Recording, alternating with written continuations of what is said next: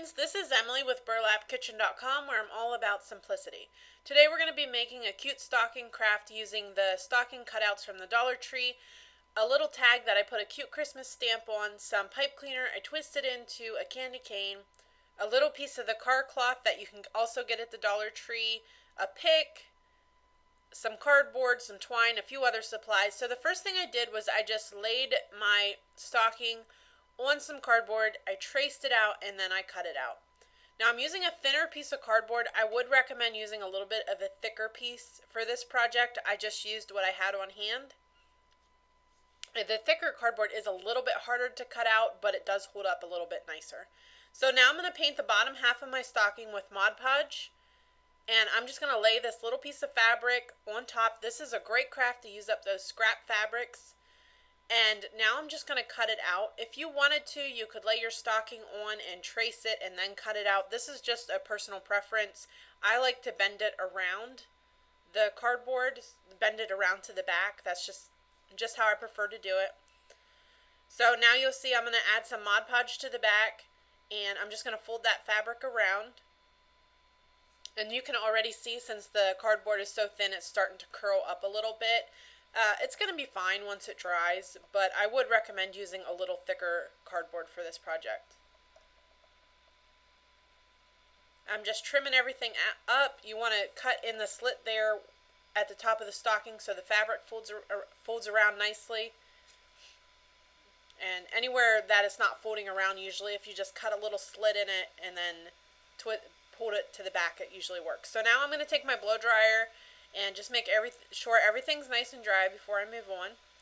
Now I'm taking this car cloth, I just cut a little square of it out, and I'm going to trim it down a little bit just to make sure it's even on the bottom. And I have a little piece here I need to cut, and Mod Podge so it sticks.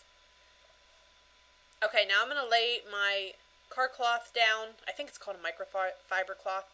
I'm going to hot glue this. So the reason I'm doing that on this is because the car cloth is a little thicker.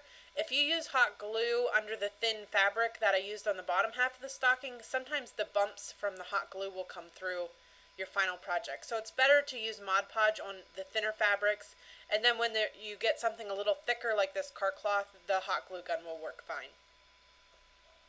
So I started to do the same thing. I was just trying to glue it around the back, but then I decided just to trim it up, that it didn't really need to do that. So however you want to do it when you do yours, it will work either way. It will look just as cute.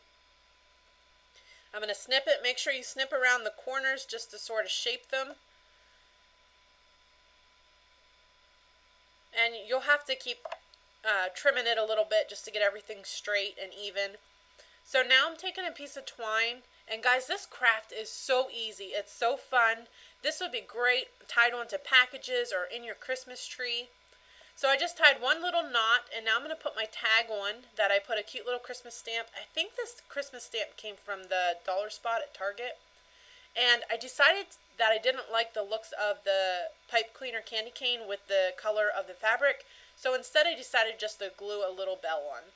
The final picture that I'll be showing you is one that I had made last year, and I'm just showing you this so you can see what it looks like switched up a little bit with a different fabric, a different embellishment, and I did use the pipe cleaner candy cane for this final photo.